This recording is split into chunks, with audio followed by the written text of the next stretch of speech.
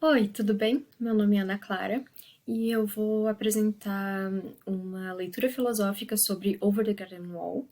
E o nome do meu trabalho é Ritrovate qualche speranza voi che intrati. Eu vou explicar esse título mais adiante, mas eu já adianto que é uma referência à Divina Comédia do Dante.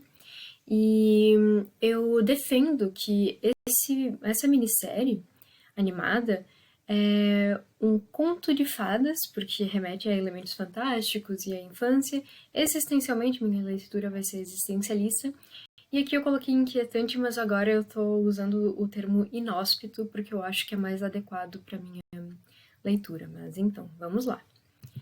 Over the Garden Wall é uma minissérie animada de 10 episódios, com mais ou menos 11 minutos cada, e ela foi transmitida no Brasil com o nome O Segredo Além do Jardim.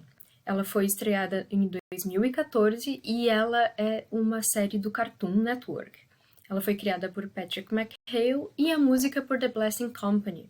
As músicas nessa minissérie são muito importantes porque elas vão dizer muito sobre o que é aquele estado em que eles estão vivendo e vão adiantar algumas coisas para nós, espectadores, que vai ser desenvolvido ao longo da minissérie. Eu não vou conseguir cobrir todas as músicas e todas as referências e todas as implicações que as músicas têm na série, mas seria já legal poder adiantar isso para, em uma próxima vez que alguém vê essa minissérie, prestar atenção, porque realmente diz muito sobre o que a minissérie é. E, em primeiro lugar, eu quero falar um pouco sobre os movimentos que eu vou fazer nessa leitura filosófica, e eu vou explorar o conceito da angústia, um conceito filosoficamente robusto e existencialista da angústia, e aqui a minha referência principal vai ser Kierkegaard, e como o conceito da angústia ele é encenado, articulado e desenvolvido em Over the Garden Wall. Sobre a angústia em Over the Garden Wall, eu vou mobilizar alguns temas que vão mostrar como a angústia aparece na minissérie. E o primeiro está centrado no personagem Word e na necessidade que ele precisa de assumir a responsabilidade para a salvação sua e de seu irmão. E o desconhecido, ele é um lugar inóspito ou inquietante, como estava lá no início. Depois eu vou desenvolver isso melhor, porque envolve conceitos existencialistas, mas aqui de Heidegger, mas eu não vou entrar em detalhes sobre a teoria do Heidegger. E a Fera, que é o vilão dessa minissérie, e que ela seria a própria angústia materializada e que vai literalmente assombrar aquele ambiente em que eles estão. E junto a isso, eu vou fazer algumas referências ao inferno de Dante. E a primeira referência que nós encontramos em Over the Garden Wall ao inferno de Dante é a primeira cena. Depois da introdução, nós encontramos esses dois irmãos, que nós depois vamos descobrir que são meio-irmãos, perdidos no meio de uma floresta. E assim como eles, nós espectadores não sabemos nada sobre o porquê eles estão ali, como eles chegaram ali e como eles saem daquele lugar. Eles estão bastante perdidos ali, dá para perceber que os personagens estão bastante preocupados, até um pouco apreensivos e querendo no final encontrar uma saída. E aqui eu vou citar os 3 primeiros versos da Divina Comédia. No meio do caminho da nossa vida, eu me encontrei em uma selva escura e lá a via certa, a estrada certa, estava perdida. Em Over the Garden Wall a gente encontra esses mesmos elementos, eles estão em uma selva escura, eles simplesmente estão lá, a gente não sabe nada sobre isso, no meio da vida deles eles chegaram ali. No caso, o meio da vida, no caso de Dante, seria tipo uma crise de meia-idade. Mas aqui eu tô tomando esse meio do caminho da vida como uma fase de transição. No caso, eles vão precisar passar por uma... vai precisar passar por um desenvolvimento e, de certa forma, deixar de ser o que ele era para virar uma pessoa melhor e conseguir salvar esses dois irmãos. E eles se encontram nesse cenário de uma selva escura e perdidos também. E eu vou passar brevemente por um mapinha do inferno. O inferno ele seria tipo um funil, e em cada círculo desse funil, cada tipo de pecado seria punido. Dá para ver algumas referências a alguns pecados em Over the Garden Wall. Por exemplo, o capítulo da Langtree vai fazer referência ao amor incontinente. O episódio do Endicott vai se referir a alguém que é pródigo, que pega por ser pródigo e gastar muito, e enfim, essas coisas. E eu já adianto aqui de cara que o desconhecido, esse lugar onde eles estão, essa selva escura, é uma espécie de pós-morte. Aqui, bem lá para o fim da série, nós temos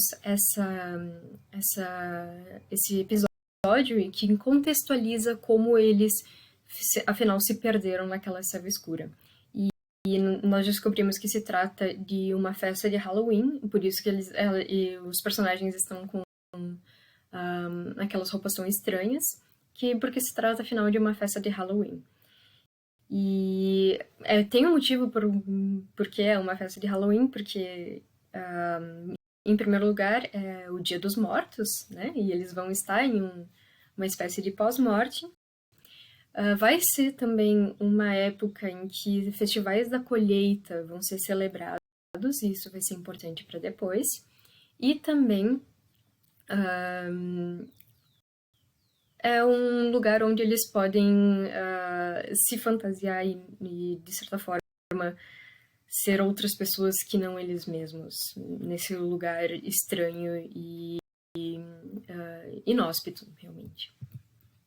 Aqui eles, no meio da festa de Halloween, eles são convidados a uma festa, só que eles acabam em um cemitério. Só que eles, no meio dessa festa, acabam sendo perseguidos por um carro de polícia, que na verdade só estava brincando de perseguir as crianças, só que ainda assim elas levam a sério. E elas sobem a árvore, pulam o muro do cemitério, por isso o segredo para além do jardim. O jardim seria o cemitério e o Over the Garden Wall, o Garden é o cemitério.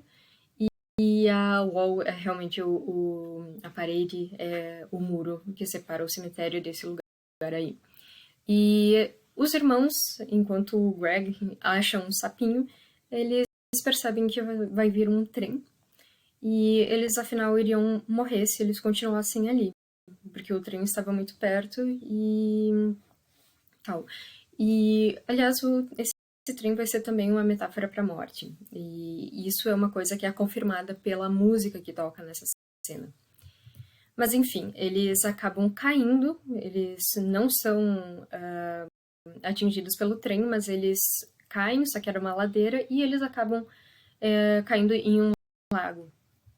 E é ali que começa a jornada deles no desconhecido. Então é uma experiência de quase morte no pós-morte. E agora eu vou falar rapidamente sobre o conceito de angústia para Kierkegaard. O conceito de angústia, ele determina que o estado de inocência é um não saber. É quando não se sabe o que é bom, o que é mal, o que é certo, o que é errado, e esse tipo de coisa, e portanto não se tem consciência daquilo. E esse estado, justamente porque ele apresenta diversas possibilidades, ele se torna angustiante porque não se sabe realmente o que seria certo, o que seria o certo a fazer. Então, aqui eu vou ler a citação. Nesse estado de inocência, há paz e repouso, mas ao mesmo tempo algo diferente que não é discórdia e luta, pois não há nada contra o que lutar. Mas o que há, então? Nada. Mas nada, que efeito tem, faz nascer angústia. Esse é o segredo profundo da inocência, que ela ao mesmo tempo é angústia. Sonhando, mundo, o espírito projeta sua própria realidade efetiva, mas essa realidade nada é. Mas esse nada, a inocência vê continuamente fora dela. Ou seja, é um estado de não realização, de possibilidade, de ampla possibilidade, onde o sujeito vai se entender como um ser capaz de, como a próxima citação vai indicar. E essa escolha, essa tomada de decisão vai apresentar um estado de angústia, porque afinal ele não sabe o que ele vai ser, e não sabe o que é certo, mas ele precisa ser alguma coisa, ou seja, vai passar por um estágio de mudança, mas ao mesmo tempo é uma mudança escura, é tipo um salto de fé, praticamente. E a angústia nesse sentido é uma ambiguidade. E aqui, a proibição angustia porque desperta nele a possibilidade da liberdade. O que tinha passado desapercebido pela inocência como nada da angústia, agora se introduziu nele mesmo e aqui de novo é um nada. A angustiante possibilidade de ser capaz de. Ela não tem nenhuma ideia do que é que ela seria capaz de fazer, pois de outro modo se pressupõe certamente, como em geral se sucede, o que só vem depois, a distinção entre bem e mal. Existe apenas a capacidade de ser capaz de, enquanto uma forma superior da ignorância, como uma expressão superior da angústia. Portanto, a angústia ela vai se caracterizar por esse estado de ser capaz de, onde não se tem a resposta ainda sobre o que é certo e errado, e, portanto, seria o sujeito teria que fazer uma escolha cega, digamos assim. E essa seria a possibilidade da liberdade. E no último capítulo do conceito de angústia, o Kierkegaard vai ter uma passagem muito importante, muito interessante, que vai se conectar bem com os temas que eu quero abordar nessa minissérie. Acha-se num dos contos de Grimm uma narrativa sobre um moço que saiu a aventurar-se pelo mundo para aprender a angustiar-se. Deixemos esse aventureiro seguir o seu caminho, sem nos preocuparmos em saber se encontrou ou não o terrível. Ao invés disso, quero afirmar que essa é uma aventura pela qual todos têm de passar, a de aprender a angustiar-se, para que não se venham a perder, nem por jamais terem estado angustiados, nem por afundarem na angústia. Por isso, aquele que aprendeu a angustiar-se corretamente, aprendeu o que há de mais elevado. E então, nesse estado de angústia, de ser capaz de possibilidade, de potencialidade, de ambiguidade e de não saber o que é certo e errado, se tem duas opções: fazer alguma mudança que pode ser certa ou errada, ou não fazer nada e sucumbir à angústia. E nesse caso, o indivíduo ele passaria por um estado de queda, que é o último item desse slide. Mas se ele toma alguma decisão, ele tem a possibilidade de viver corretamente e viver aquilo que ele precisa, afinal, viver. E é um fenômeno caracteristicamente humano. E o Kierkegaard ele considera que isso é uma formação para a infinitude, porque nesse estado de angústia, o ser ele vai descobrir e entender todas as ilusões e compreender também a própria finitude. E compreendendo a finitude do seu ser, ele pode, afinal, tomar uma decisão e que essa decisão pode levá-lo à salvação. Mas para isso é preciso ter fé. E é a fé a chave para a superação da angústia. Seria a fé, ela seria uma certeza interior que antecipa a infinitude. E, na próxima citação que eu vou ler, se forem administradas corretamente as descobertas da possibilidade, isso é, as ilusões e as finitudes próprias, então a possibilidade há de descobrir todas as finitudes, mas há de idealizá-las na forma de infinitude, e há de mergulhar o indivíduo na angústia, até que este, por sua parte, as vença na antecipação da fé. Então, o sujeito ele precisa antecipar a sua própria fé e precisa antecipar essa certeza anterior que vai guiar ele para fora da angústia, justamente para sair da angústia e se preparar para a infinitude. E se não há fé, o indivíduo sucumbe à angústia e ele passa uma queda, o que o Kierkegaard vai chamar de suicídio. E o que pode ser interpretado num sentido amplo de perda de si mesmo. Mas de volta ao Over the Garden Wall, para complementar essa referência à Divina Comédia, o Worth fala para o irmão: Greg, acho que estamos perdidos. Embora esteja perdido, o meu coração machucado reside lá em casa, em pedaços, jogado sobre o cemitério do meu amor perdido. Ou seja, ele tá falando que ele tá perdido, que ele sente saudade de casa e que afinal ele deixou para trás um cemitério. Então, ele já tá antecipando essa questão de pós-morte, né, apesar de não entender isso ainda. E ao mesmo tempo se encontra muito perdido. E no caminho eles encontram a Beatriz, que é esse passarinho azul, que em um dado momento é salva por eles e, portanto, ela diz que tem uma promessa de ajudá-los a se encontrarem e, portanto, ela vai guiar eles nesse lugar até a casa de uma bruxa boa da floresta que ela vai chamar de Adelaide. E a Beatriz também é uma outra referência à Divina Comédia, porque quem manda Virgílio a interceder pelo Dante é a amada do Dante, a autor, que se chama Beatriz.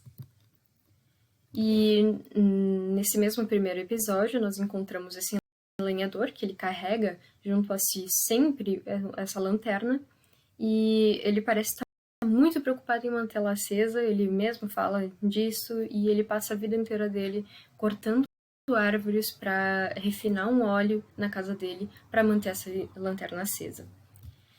Mas ao mesmo tempo ele adverte as crianças do período do desconhecido, dos perigos do desconhecido, e depois ele mesmo confessa: todos têm uma tocha para queimar, essa é a minha, eu moo árvores e as transformo em óleo para manter essa lanterna acesa, esse é o meu fardo, vão embora se quiserem, mas lembrem, a fera assombra essa floresta, sempre cantando sua melodia fúnebre à procura de almas perdidas como a sua.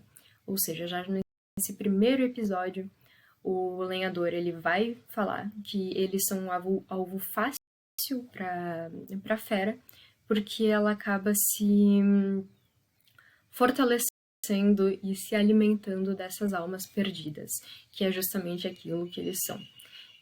E eles ainda não estão completamente perdidos, porque eles ainda querem encontrar uma saída, mas ainda assim eles têm o perigo de serem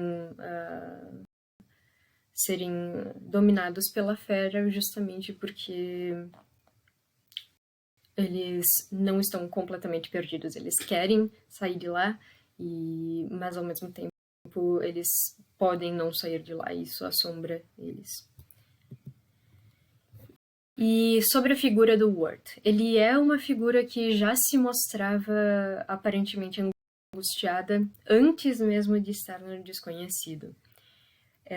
Ele parece ser um menino muito inseguro, um jovem, um adolescente que está passando pela transição da infância para a adolescência e que, portanto, ele vai passar por várias crises existenciais, ele vai ser um garoto muito tímido, ele vai ter interesses muito específicos que geralmente os jovens da idade dele não têm, como, por exemplo, ler poesia, tocar clarineta e pesquisar sobre arquitetura e essas outras coisas.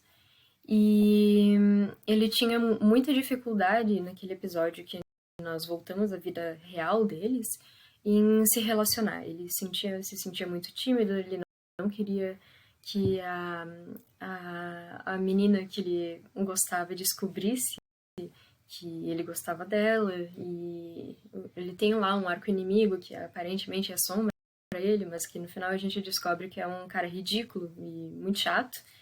E logo no primeiro episódio, na casa do lenhador, o Wirt ele já fala pro Greg: às vezes me sinto como um bote sobre um rio sinuoso, girando em direção ao mar negro sem fim, adiante e adiante, se afastando de onde eu quero estar, de quem eu quero ser.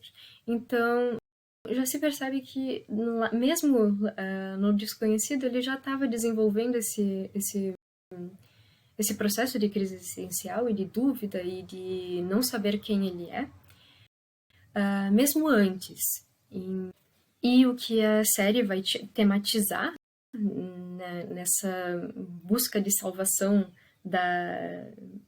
do estado da alma de estar perdido, ou seja, de um estado angustiado, é a irresponsabilidade de Wirt.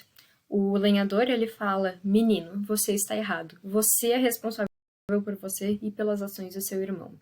Ao mesmo tempo que o Wirt, ele parece ser essa figura mais pessimista, mais angustiada, mais em crise existencial, ele coloca toda a culpa de tudo aquilo que acontece de ruim neles no meio-irmão. Então ele meio que desconta toda a raiva e pessimismo no irmão, ele não assume a responsabilidade por eles estarem, a sua própria responsabilidade, a sua parte de responsabilidade por eles estarem no desconhecido, ele coloca tudo na culpa do irmão e afinal ele não assume, ele não se assume como o agente propriamente das suas próprias ações, e é isso que o Wirt deve aprender para sair do desconhecido e salvar a ele mesmo e ao Greg. E nesse mesmo tempo ele vai reconhecer o irmão como uma pessoa que ele na verdade ama, ele vai entender melhor os seus sentimentos, ele vai se mostrar mais confiante diante de várias situações e ele vai também, eu acredito, estar um passo além para descobrir quem ele realmente é. Claro, e isso vai mudar muito durante a vida do Wirt, assim como nós mudamos muitas vezes na nossa vida. E geralmente essas mudanças são acompanhadas de um processo de crise. E essa possivelmente é a primeira do Wirt. E no caso tem referência com o outono sendo o prenúncio de um final de um ciclo que é seguido do inverno, que seria uma representação de morte, de esterilidade, de suspensão, né? Mas depois vem a primavera e a vida começa de novo e esse tipo de coisa. Então parece ser essa coisa cíclica, mas necessária para uma mudança e de constante aperfeiçoamento de si mesmo, no caso da existência humana. E em outros momentos da série, essa mesma acusação é feita para o Wirt. Não é só o lenhador que vai fazer isso, mas isso vai se repetir em vários episódios da série, em que os personagens vão notar como o Wirt se porta e a personalidade dele, e o temperamento, e vai falar isso diretamente para ele vai ficar irritado, esse tipo de coisa. Aqui a Beatriz, ela repreende o Wirt através de um diálogo com o Greg. Greg, você não quer ser que nem seu irmão? Apenas fazer o que lhe dizem. Só um puxa-saco patético que se apoia nos outros para tomar suas decisões, viu só? Nenhum tipo de força de vontade. Ou seja, aqui a Beatriz está também sinalizando para essa característica do Wirt de hesitar muito, de não tomar responsabilidade pelas próprias ações, por não ter força de vontade e, de certa forma, por estar nesse estado perdido que ainda não conseguiu ter fé para sair desse estado, em termos kierkegaardianos. Por outro lado, o irmão do Wirt, Greg, que ainda está na fase da infância, ele toma como missão tornar o mundo mais divertido. Ele é o completo oposto do Wirt, ele é uma figura muito animada, muito otimista, que sempre tá tentando fazer piada ou ver o lado positivo das coisas e trazer o máximo de felicidade e satisfação que ele pode para as pessoas com quem ele interage. Então ele é uma pessoa muito mais, nesse sentido, sem barreiras que o Worth tem, de se conectar com as outras pessoas e de, afinal, querê-las bem. E isso vai ser importante para o desfecho da minissérie. E aqui eu vou usar um caso paradigmático desse temperamento do Greg, que é muito distinto do temperamento do Worth, que é quando ele, a nada, simplesmente decide fazer os alunos em uma escola que estava falindo e os alunos pareciam estar muito deprimidos, comendo ali o purezinho de batata, ele resolve animar esses colegas da escola com uma música mais animada e colocando melado junto com o purê de batata. Então, literalmente é temperar algo ou adoçar algo que seria insosso. E no final ele deixa toda a escola feliz, ele resolve os problemas da escola, resolve o problema da professora e no final realmente torna o mundo mais feliz.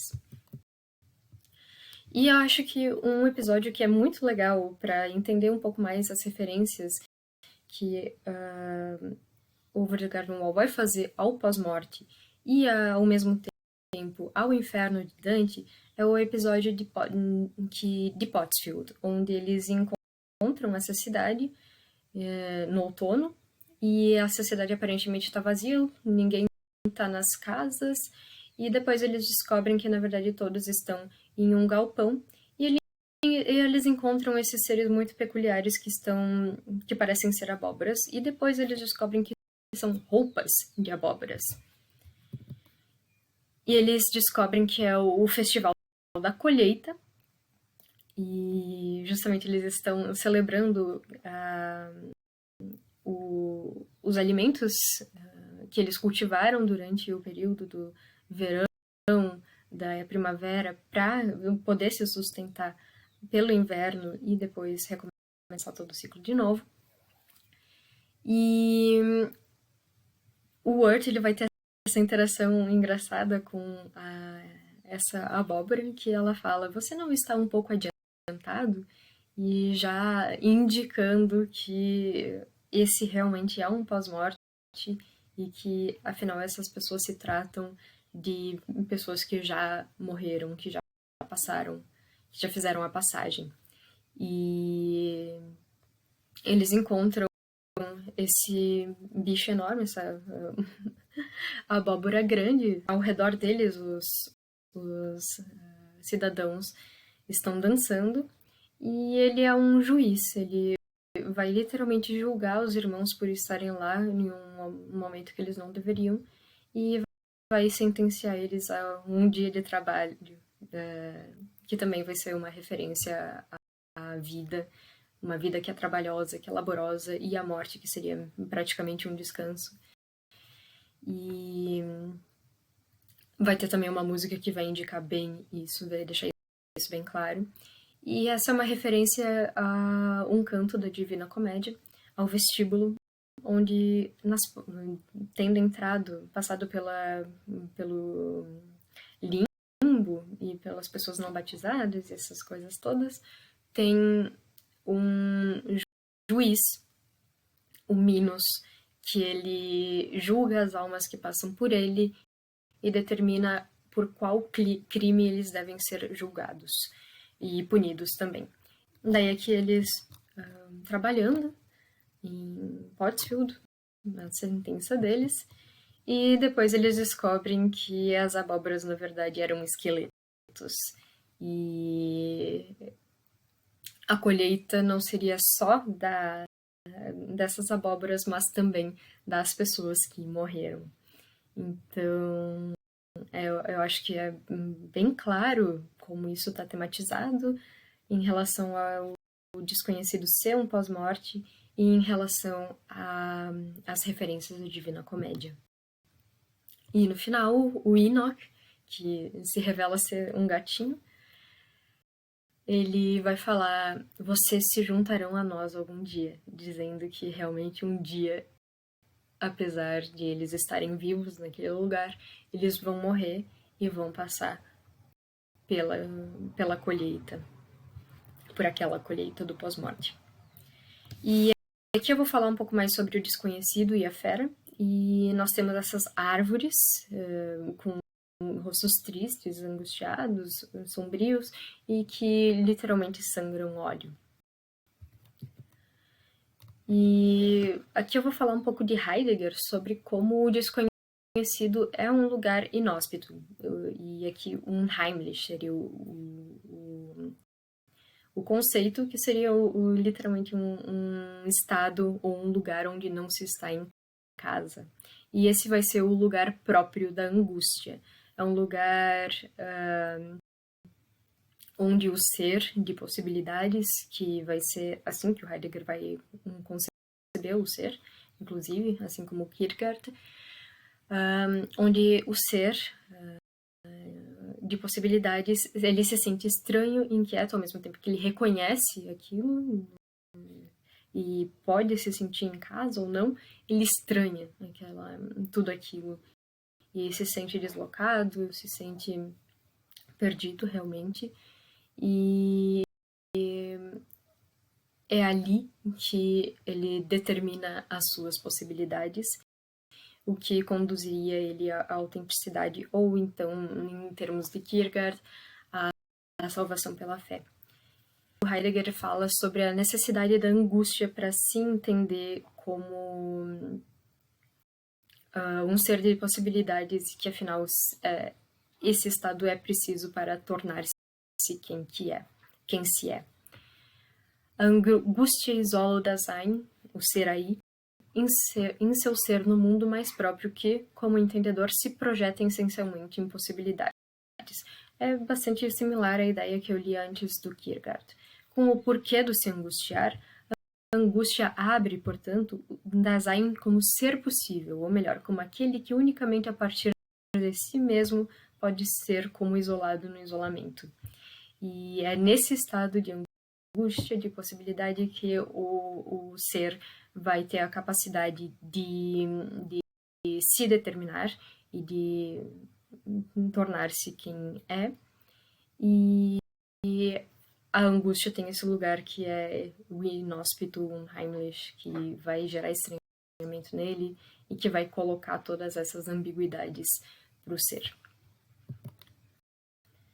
E aqui eu vou passar rapidamente por uma das músicas que é cantada pela taverneira de um episódio, falando sobre o desconhecido e como esse também é um lugar esquisito, angustiante, e que a fera, afinal, ela literalmente consome as almas que nesse estado de angústia, literalmente, sucumbem à angústia e são consumidas pela fera. Ele se espreita lá fora, no caso a fera, no desconhecido, procurando aqueles longe de casa, ou seja, aqueles que estão perdidos, esperando nunca deixá-los voltar. Melhor se cuidar, a fera está lá fora, melhor ser sábio e não acreditar em suas mentiras. Uma vez que sua vontade começar a se corromper, ela irá transformá-lo em uma árvore de óleo e usá-lo em sua lanterna para queimar. E aqui, de novo, tem um vocabulário de vontade que remete também à responsabilidade de força de vontade, que é justamente o que o Wirth está sendo julgado por não conseguir fazer, por estar sucumbindo realmente à angústia. E a taverneira, ela indica que se ele realmente se entregar à angústia como ele parece estar, se ele não tomar a agência das suas próprias decisões e responsabilidade por ela, então ele vai ser transformado pela fera em uma árvore de óleo que vai se alimentar. No caso, alimentar a própria fera. Essa é a primeira vez em que nós encontramos a fera, vemos a fera. E, ao mesmo tempo, o Wirth ele é definido como pelas pessoas que estão ali na taverna, como um viajante, um peregrino. É um viajante em uma jornada sagrada. Você é o mestre de seu próprio destino. Você é o herói de sua própria história. Você não precisa de direções, peregrino. Você segue o compasso de dentro do seu coração. E é justamente isso que o Wort deveria ser, mas que ele não é ainda.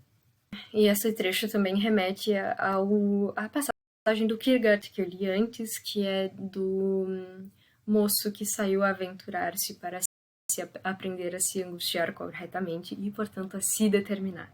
Então tem essa questão do peregrino que está em uma jornada sagrada, e assim ele descobre e se torna cada vez mais próximo de quem ele realmente deveria ser. Através dessa jornada, tendo aprendido a se angustiar corretamente, ou seja, não sucumbir à angústia, como era o grande perigo do Wort.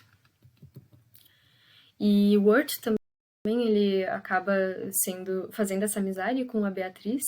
A gente vê ele cada vez mais otimista e fazendo amigos e rindo bastante e se divertindo com o irmão e com ela, e ele acaba se tornando uma pessoa um pouco mais palatável, ele se abre e inclusive ele começa a resolver problemas que parecia ser uma dificuldade dele antes, mas depois isso tudo acaba sendo destruído quando ele descobre que Beatriz, na verdade, os traiu. Afinal, ele construiu uma confiança nela, construiu uma amizade que ele acreditava ser mútua, mas na verdade ela estava guiando eles para Adelaide, que não era uma bruxa boa da floresta, mas sim uma servente da fera. E afinal eles chegam lá a Adelaide e são presos. Mas ao mesmo tempo a gente percebe que a Beatriz ela se arrepende do que ela fez e que ela realmente está tentando evitar que os irmãos cheguem em Adelaide. E conforme ela vai construindo também essa relação com o Wort e com o Greg, gostando deles, ela tenta evitar que isso aconteça, tenta atrasar eles, convence eles a ir para outro lugar, mas afinal ela não consegue e os irmãos são presos por essa bruxa e eles acabam ficando muito abalados com essa suposta traição da Beatriz.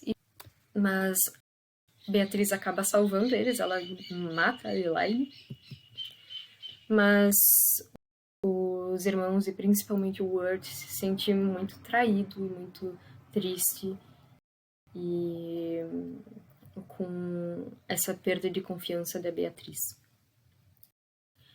Enquanto o Greg, ele já tá, apesar de estar triste, ele já se mostra um pouco mais aberto a perdoar a Beatriz, enquanto o Wort realmente parece sucumbir, né, a esse sentimento de estar perdido e de realmente não tem mais nenhuma esperança para nós, e junto com isso tem a traição da Beatriz, com quem ele havia construído uma amizade e respeito também.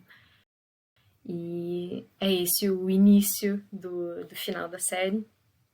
É o início dos tempos mais sombrios do Wort no desconhecido. E vai ser quando vai passar do outono para o inverno.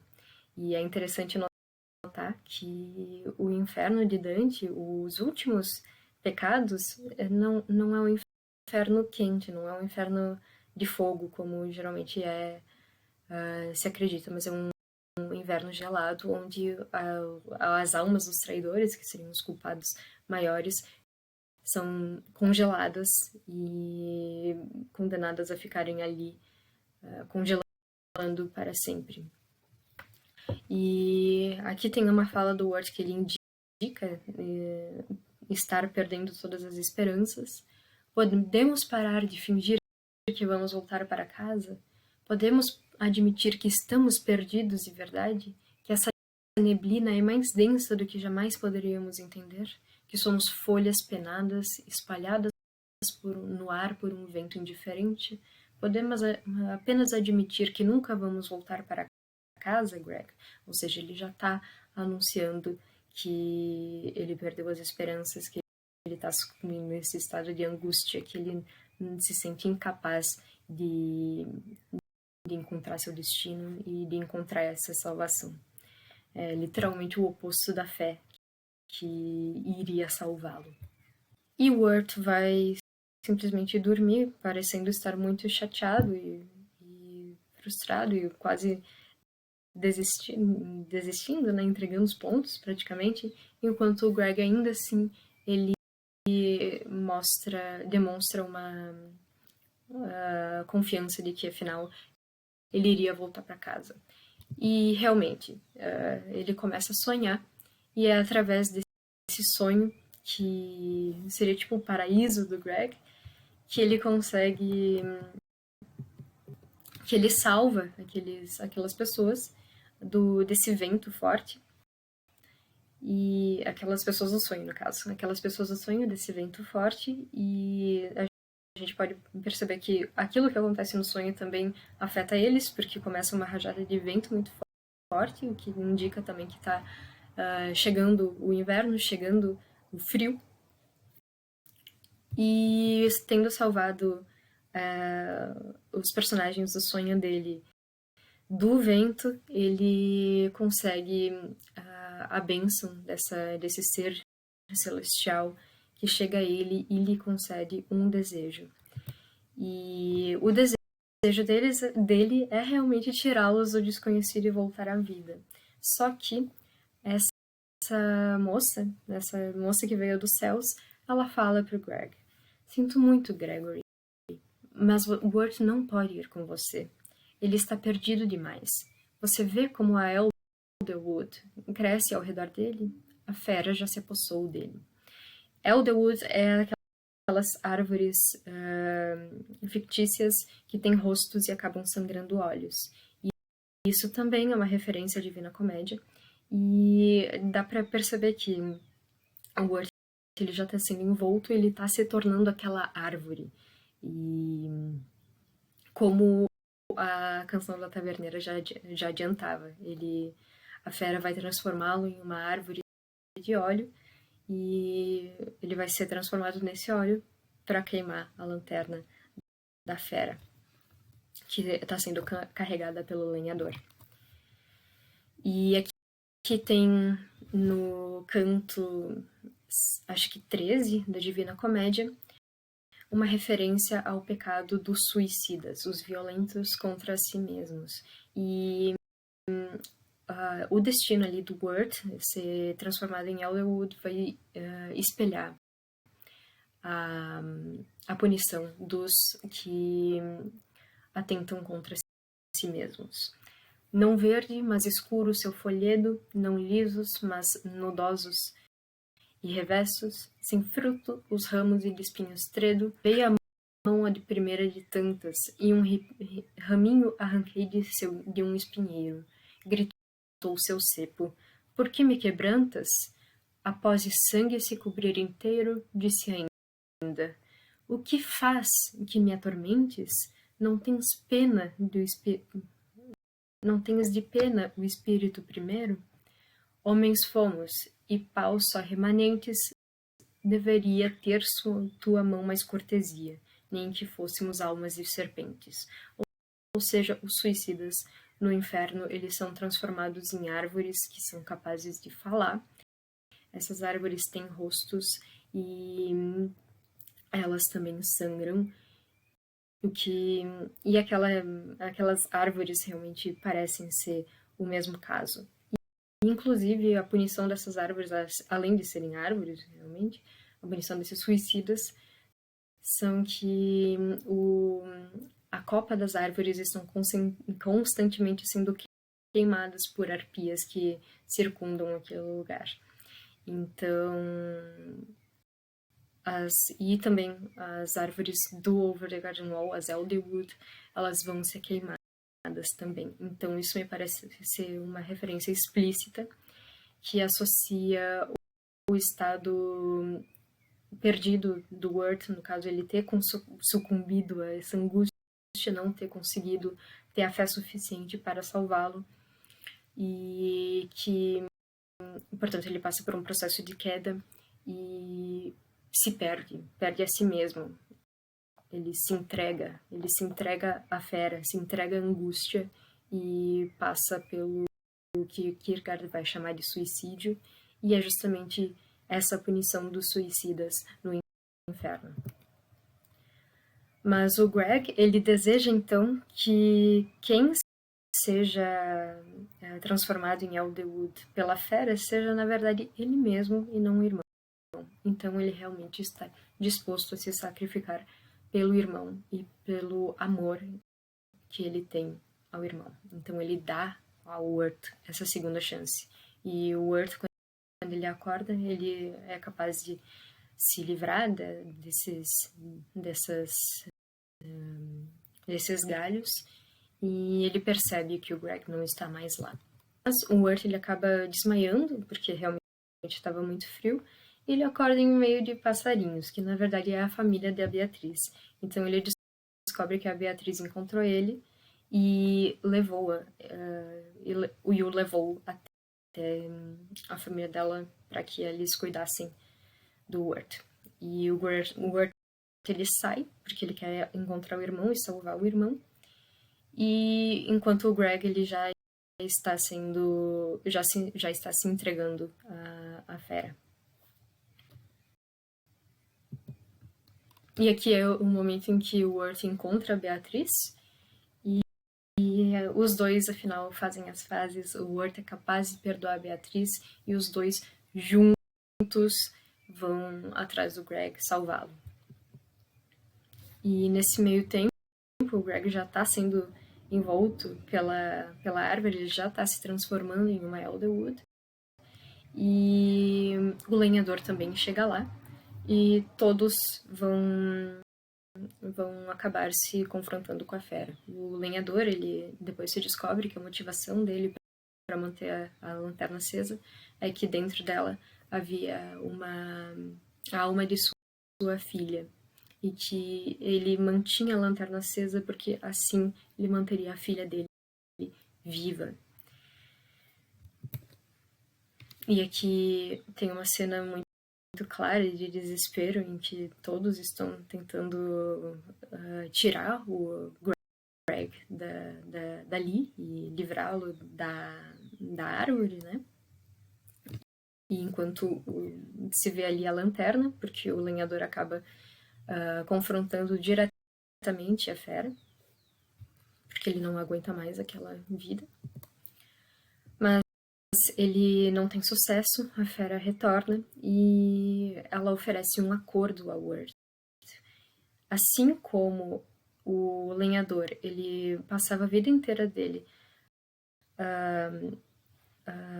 cortando árvores e transformando em óleo para manter a lanterna acesa para salvar a alma de sua filha, a fera vai propor a Wirt que a alma do Greg seja transferida à lanterna e, portanto, o Wirt tomaria o lugar do lenhador. Então, se dá a entender que o lenhador ele passou pela mesma situação e que o Wirt também está prestes a aceitar esse acordo, a fazer esse pacto e a servir a fera pela sua eternidade para manter a alma do irmão viva. Só que, nesse meio, ele está prestes a aceitar esse acordo, só que ele percebe que estava meio estranho. Ele literalmente fala, não, peraí, isso é burro. Por que eu faria isso? Por que você é tão obcecado com manter essa lanterna acesa? Será que não é a sua alma que está aí dentro? E aí a fera começa a ficar muito doida, dando a entender que realmente ela era a alma dela que estava na lanterna e que ele estava mentindo ao lenhador por todo esse tempo, e que, na verdade, ela literalmente transformava as pessoas em árvores e, no caso, as pessoas que sucumbiam à angústia e passavam pela queda e suicídio, essas coisas todas, e se alimentava da alma dessas pessoas angustiadas. Portanto, eu defendo nesse sentido que a fera é uma manifestação e uma corporização da angústia no desconhecido. E nesse momento o Wirt dá a lanterna pro lenhador, dizendo que isso não é um problema dele, que afinal ele teria passado a vida inteira moendo e mantendo a lanterna acesa para, na verdade, estar salvando a fera e não a sua filha. E o lenhador nesse meio tempo tinha acordado e o Wirt se entrega então pro lenhador, enquanto ele mesmo pega o machado do lenhador e solta Greg. E afinal todos se juntam, todos se abraçam ali, ele tá carregando o Greg, e assim eles finalmente conseguem sair do desconhecido. E essa aqui, na verdade, é a forma da besta, que passa por poucos segundos, e dá pra ver que ele também é feito daquele material, parece ser árvores, e é formado de diversos rostos que possivelmente ele consumiu.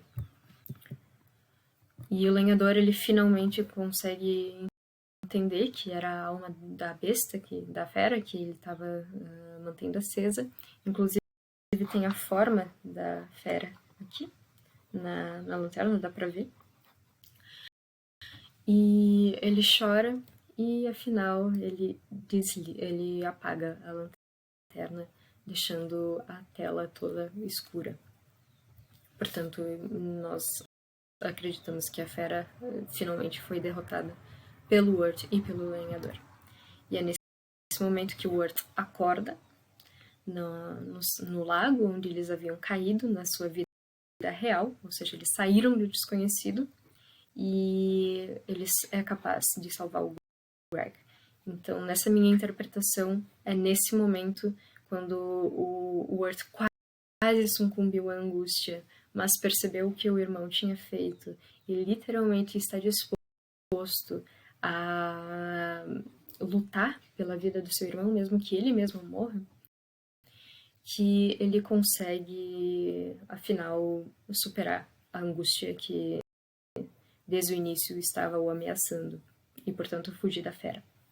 E é realmente isso que acontece. Então, nós temos um Wirt que se responsabiliza pelas suas ações, que demonstra uma fé, e ele não sabe se ele vai conseguir salvar o irmão ou não, mas ele acredita, ele tem aquela certeza interior, ele demonstra aquela certeza interior que, para Kierkegaard, constitui a fé, e vai lá, enfrenta a fera, enfrenta a angústia dele e consegue acordar e se salvar desse estado de angústia e, portanto, se tornar uma pessoa melhor do que ele era antes.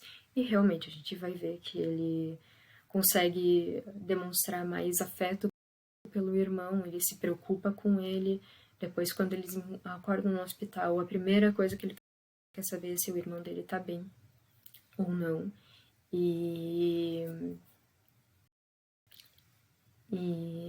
no fim, ele acaba se tornando até um pouco mais confiante por falar com a Sarah e que é a menina que ele gostava, e convidar ela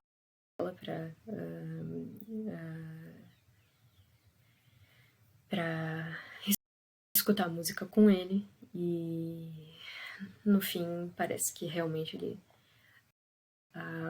passou por esse estado de crise e aceitou a sua própria condição e entendeu a sua finitude, entendeu as condições de sua própria existência, e assim ele conseguiu superar a angústia e esse estado de capacidade de ser capaz de.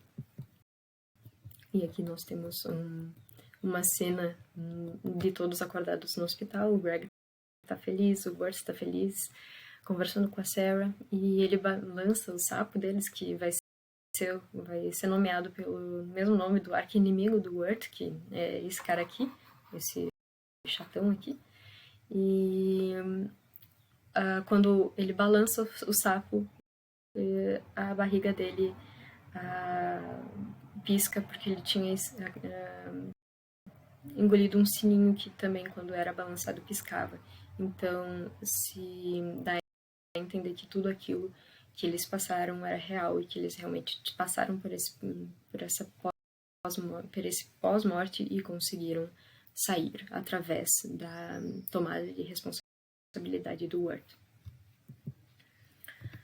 E as considerações finais, um resumo muito breve, que a fera é a materialização do desespero e que associa a angústia.